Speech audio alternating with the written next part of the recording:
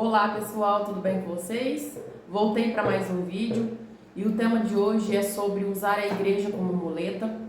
E o versículo de hoje está lá em Jeremias, o capítulo é o 7, o versículo é o 9 e o 10. Porventura, furtareis, matareis, adulterareis, jurareis falsamente, queimareis incenso a Baal e andareis após outros deuses que não conhecestes. E então voltareis e vos poreis diante de mim nesta casa, que se chama pelo meu nome, e direis: fomos libertados para fazermos todas essas abominações? Aqui Jeremias entrega mais uma advertência ao povo. É um chamado de Deus, através de Jeremias, ao povo a se arrepender. O que estava acontecendo aqui? Os judeus, eles confiavam tanto no templo que eles acharam que o juízo de Deus não viria sobre eles por causa do templo. E trazendo para os dias de hoje, é o mesmo que falar sobre a questão da igreja. Naquele tempo, o que acontecia? Eles roubavam, adulteravam, praticavam injustiça, se aproveitavam dos mais vulneráveis, mentiam, faziam altares para outros deuses, adoravam esses altares, chegaram a cometer tal abominação que colocaram essas imagens dentro do templo que era do Senhor. E depois de fazer tudo isso, o que eles faziam? Eles agiam como se o templo fosse capaz de protegê-los caso o juízo de Deus viesse sobre eles. Só que no versículo 11, Deus, ele chama essas pessoas de salteadores. Ele fala que lá se tornou o covil de salteadores. Por quê? Porque o covil é o esconderijo do ladrão. O ladrão, o que ele faz? Ele sai do esconderijo, rouba, mata, pratica todo tipo de injustiça, depois ele volta para o esconderijo, achando que ali ele está seguro. E da mesma forma, o povo fazia com a questão do templo. Enquanto eles entravam dentro do templo, oravam, tinham atos religiosos, cantavam, pregavam, adoravam, mas quando eles saíam do templo, eles praticavam todo tipo de abominação e injustiça.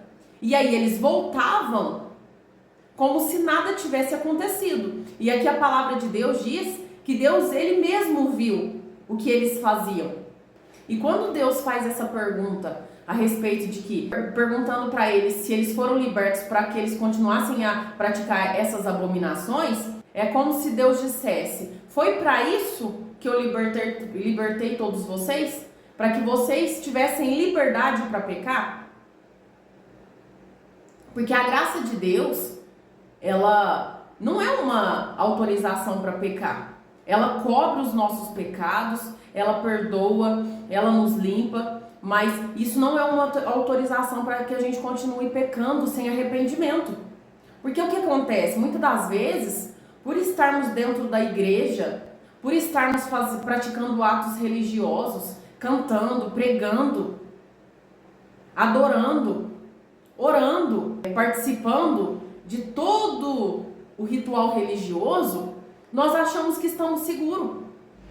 Porque estamos muitas das vezes dentro da igreja, ou praticando esses atos. Só que a palavra de Deus, ela afirma que isso não é suficiente. Por isso tem uma passagem que fala que muitos vão chegar até o Senhor e vão dizer para ele que expulsaram demônios, que pregaram, que oraram, que cantaram. E o Senhor vai olhar e vai dizer que nunca os conheceu. Porque foram usados para pregar a palavra, foram usados para cantar, mas nunca permitiu que essa adoração e que a palavra transformasse de fato o ser. Muitos conhecem a Bíblia de capa a capa, mas naquele último dia não vai entrar diante da presença de Deus, porque nunca permitiu que a palavra o transformasse. É aquele negócio, né? Só estuda para pregar, mas não estuda a palavra para ser transformado. Porque o primeiro passo para ser transformado é ler a palavra olhando para si. O que eu li hoje que eu preciso melhorar, que eu vejo em mim? E aí, a partir disso, eu prego para as outras pessoas, porque antes ela já fez o efeito em mim. É claro que nem sempre vamos pregar uma palavra, muitas das vezes ela não vai servir para nós, é igual aqui. Aqui Jeremias entregou uma palavra para o povo e a palavra não falava sobre ele, porque ele era temente a Deus. Ele era um homem que ele era fiel à palavra de Deus. Então a palavra era para o povo. Por isso que ele é considerado profeta chorão, porque ele lamentou, ele chorou pelos pecados do povo e pelo distanciamento que eles estavam de Deus. Então nem sempre a palavra ela vai ser direcionada ao pregador. É claro que a palavra é a palavra. Ela nos alimenta, ela edifica, ela transforma, Só que muitas das vezes é para outra pessoa. Toda palavra, ela precisa passar por 2 critérios. Tem que passar por 2 perguntas. Essa palavra que Deus me entregou, o que ela pode fazer dentro de mim? O que ela falou comigo? E aí a segunda pergunta é, o que é que o Senhor quer falar com as pessoas? Porque é isso que o Senhor quer fazer, tanto no pregador, como naquele que ouve a pregação. E aí o que acontece aqui? O povo eles faziam todo o ato religioso. E muitas das vezes nós fazemos o mesmo. Por estarmos dentro da igreja, ocupando cargo, ocupando ministérios, fazendo aquilo que é a obra de Deus, achamos que estamos cobertos para continuar pecando. E muitas das vezes nem nomeamos o pecado e chamamos de tristeza. Muitas das vezes a inveja que sentimos. Não falamos a verdade para o Senhor. Só que o Senhor conhece tudo.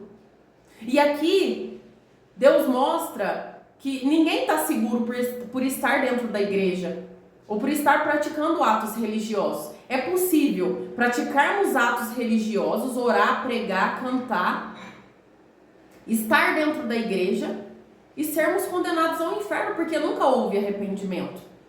Então precisamos ter o temor a Deus e ir para o Senhor com sinceridade, porque tudo tem um contexto. Quer dizer que a partir de hoje, então, se eu me arrepender, eu não vou errar? Não. Só que o que muda é a intenção, porque por isso que tudo é contexto. Tem aquele que adultera e não está nem aí, não sente tristeza. A mente já está tão cauterizada que já nem se importa mais.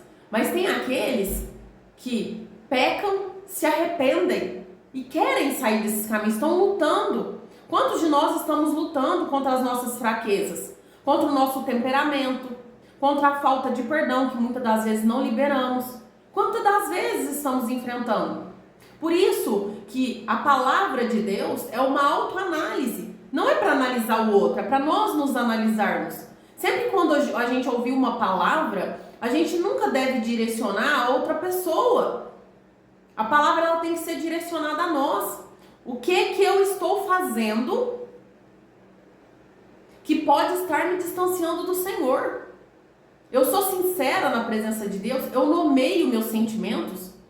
Quando eu sinto inveja, eu falo que é inveja? Ou eu falo que é tristeza?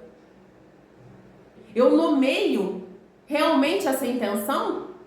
Ou eu mascaro com outro sentimento? Precisamos ter essa sinceridade. Porque o Senhor ele só vai curar aquilo que nós mostramos para Ele. Deus ele não vai arrebentar cadeado, Ele não vai estourar a porta. É aquele que abrir. Ele quer ver em nós arrependimento. Aqui, esse livro de Jeremias mostra a misericórdia de Deus.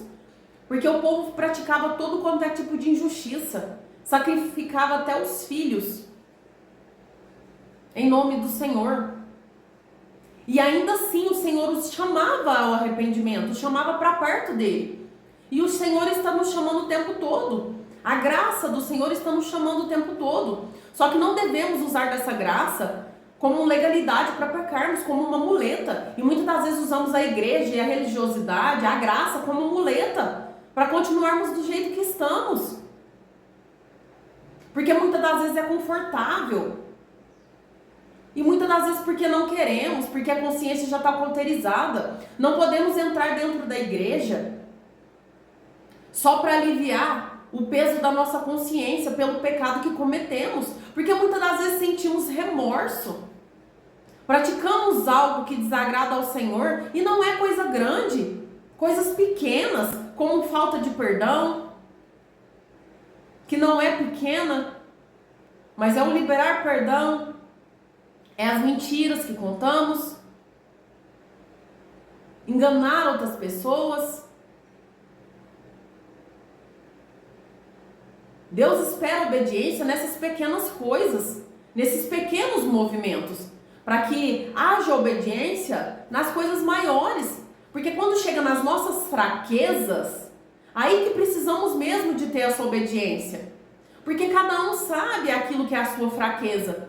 Muitos estão lidando com falta de perdão, não conseguem liberar perdão. Outros estão lidando com o seu próprio temperamento, é explosivo. Muitos estão lutando com a fraqueza que às vezes é a mulher, é o adultério. Cada um sabe de si. Por isso que ao olhar uma pessoa que pecou e voltou para a igreja, ou que pecou e que alguém ficou sabendo, não devemos julgar. Essa palavra não é uma autorização para julgar ninguém, mas é um chamado à autoanálise, para cada um olhar para si e falar assim, o que eu estou fazendo quando eu entro no templo, quando eu pratico atos religiosos? Meu coração está verdadeiramente arrependido e entregue? Ou essa é só uma tentativa de tentar agradar o Senhor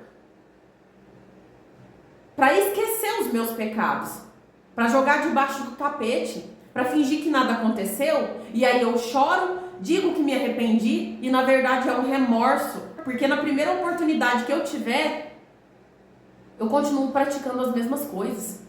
É claro que tem coisas que vamos errar 2 vezes, 3 vezes, o que manda é a intenção. Eu sinto verdadeira tristeza por ter desagradado ao Senhor e eu quero abandonar o pecado, ou eu só quero aliviar minha consciência, eu só quero entrar na igreja e ouvir uma palavra de que o Senhor me perdoou, para que eu continue fazendo o mesmo. Porque muitas das vezes, o que fazemos? O Senhor manda uma palavra, dizendo que nos perdoou, que nos limpou, que nos lavou. Pegamos essa palavra como se ela nos desse autorização e aprovação para o nosso erro. E continuamos da maneira que estamos. É como se disséssemos, o Senhor me perdoou, então eu posso errar porque Ele sempre vai me perdoar. E caímos nos mesmos erros. Só que Deus é justo. Assim como não adiantou esses avisos, e o povo ele recebeu o juízo de Deus, a invasão da Babilônia, o exílio. Deus ele também vai usar da justiça dele a respeito de nós. Não adianta acharmos que vamos estar dentro da igreja, cantando, adorando, orando, muitas das vezes pregando, levando o evangelho, cumprindo toda uma cartilha e andando em desobediência, que Deus ele vai nos salvar, porque não vai. Que Deus ele vai nos salvar porque estamos dentro do templo. Ali está a presença de Deus, está. Mas quando o juízo de Deus vem, templo nenhum e atos religiosos são capazes de impedir a justiça de Deus. Ah, Mari, mas a igreja não é a casa de Deus? Sim, é a casa de Deus. Mas isso não significa que temos autoridade para pecar, para continuar do jeito que estamos. Ela não vai nos salvar quando o juízo de Deus vier sobre nós, vier contra o pecado que nós cometemos. E nós precisamos entender isso, porque senão estaremos dentro da igreja, mas não seremos transformados. A palavra de Deus diz que é melhor obedecer do que sacrificar. Deus ele está dizendo que ele não aceita sacrifício, que ele não quer adoração, que ele não quer louvor, que ele não quer o nosso serviço? Não. Mas entre essas duas coisas é melhor que obedeçamos. É melhor que exerçamos nada, mas que obedeçamos, do que fazermos a obra de Deus e praticarmos atos religiosos com o coração totalmente endurecido e sem transformação. Não é isso que Deus quer para nós. Deus ele quer um coração verdadeiramente arrependido, voltado para Ele. Então cuidemos das nossas atitudes, cuidemos da forma como estamos na presença de Deus, para que não façamos como o povo de Israel. Porque não é difícil estarmos dentro da igreja e levarmos muitas das vezes até abominação para dentro da igreja. Por que devemos nos preocupar tanto com o que fazemos dentro da casa de Deus? Porque se nós bobearmos, se nós não vigiarmos, levamos a influência do mundo até muitas das vezes para dentro da igreja. Assim como o povo. Já não bastava eles irem subir um monte, aos lugares altos, e adorarem aos ídolos. Eles levaram os ídolos para dentro do templo, que era considerado o lugar onde que tinha a presença de Deus, onde eles recebiam a presença de Deus. O coração deles endureceram tanto por causa do pecado, que entraram com o pecado dentro da igreja, dentro do templo. E eles estavam tão cegos, que eles agiam normalmente e com confiança de que seriam salvos e que nunca seriam destruídos, mesmo cometendo tal abominação. Então devemos olhar para os nossos caminhos e ver aquilo que estamos fazendo diante do Senhor, porque Ele tudo vê. Não adianta nós acharmos que nós estamos escondendo. Muitas das vezes estamos como ovelhas dentro da igreja e somos lobos do lado de fora. Entramos, tocamos, cantamos, pregamos, profetizamos dentro da igreja, mas quando saímos da porta para fora, praticamos todo quanto é tipo de pecado e injustiça, e entramos depois de novo na igreja, como se o ritual religioso e o fato de estarmos aqui apagasse tudo aquilo que cometemos, tudo aquilo que fazemos, e continuamos vivendo a nossa vida dessa forma, com a falsa segurança de que Deus vai nos proteger e que não virá com o juízo sobre nós, e mais perto estamos da condenação ao inferno. Então que a palavra de hoje seja um autoexame, que possamos olhar para nós mesmos e meditarmos como estamos na presença de Deus, como estamos agindo na presença de Deus. Porque o fato de sermos usados na presença de Deus não é uma troca. É um privilégio sermos usados na presença de Deus para pregar, para cantar, para fazer aquilo que o Senhor nos chamou. É um privilégio. Mas Deus não vai levar em consideração se vivermos em desobediência. Não é uma moeda de troca. As coisas de Deus, ela precisa ser levada a sério. Precisamos levar o pecado a sério, porque ele é sério, é grave. Ele nos afasta de Deus. Então que esse dia possa ser uma autoanálise, para olharmos para nós mesmos e nos perguntar: o que eu estou fazendo ao entrar dentro da igreja? Qual que é a minha intenção? Qual é o meu pensamento?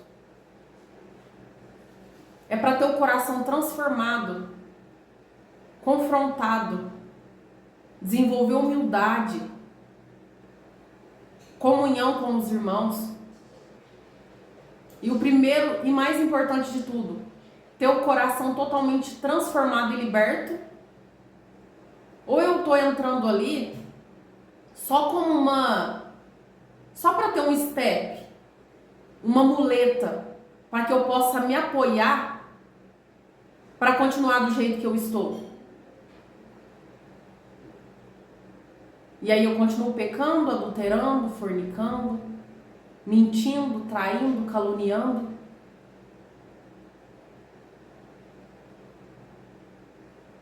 E eu ainda acho que tudo isso que eu faço de bom, vai servir para me salvar. Então que o vídeo de hoje seja um chamado à autoanálise de cada um, que cada um de nós possamos olhar para dentro de nós e vermos qual que é a intenção. E se a nossa intenção até hoje foi para mascarar o nosso pecado, foi para apoiar nessas coisas, para continuar do jeito que estamos, que possamos mudar, porque ainda dá tempo. Enquanto o Senhor está nos chamando, ainda dá tempo de mudar, ainda dá tempo de arrepender, ainda dá tempo de refazer a rota. Porque Deus, Ele é amor, mas Ele também é fogo consumidor. Ele é longânimo, Ele é paciente, mas Ele também é justo. E quando Ele aplica a justiça, ela vem e não dá tempo mais de arrependimento. Então que possamos ouvir a voz de Deus enquanto Ele está nos chamando ao arrependimento. E que tenhamos verdadeiramente tristeza pelo nosso pecado e por estarmos longe de Deus. E não só medo pelas consequências, porque o verdadeiro arrependimento, ele sente tristeza pelo pecado e porque desagradou a Deus, mas ele quer mudar de vida, ele quer abandonar aquele pecado. A tristeza somente pelas consequências é que eu só me arrependi porque as consequências vieram. Isso não é o verdadeiro arrependimento, tá bom? Esse é o vídeo de hoje. Que nesse dia que nós possamos ser sinceros na presença de Deus, nomear os nossos pecados, porque muitas das vezes sentimos vergonha. Só que o Senhor já viu tudo, a intenção, o pensamento, Ele já viu o nosso coração, Ele sabe o que verdadeiramente sentimos, Ele sabe o que estamos mascarando. Nós que queremos esconder muitas das vezes por vergonha, mas não devemos ter, porque o Senhor já viu, Ele já sabe. E esconder só vai atrasar o processo de cura e libertação que o Senhor quer fazer dentro de nós.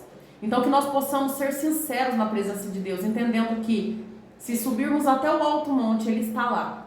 Até o mais profundo abismo, Ele também está lá. Ele vê o nosso coração, as nossas intenções, pensamentos, as nossas obras.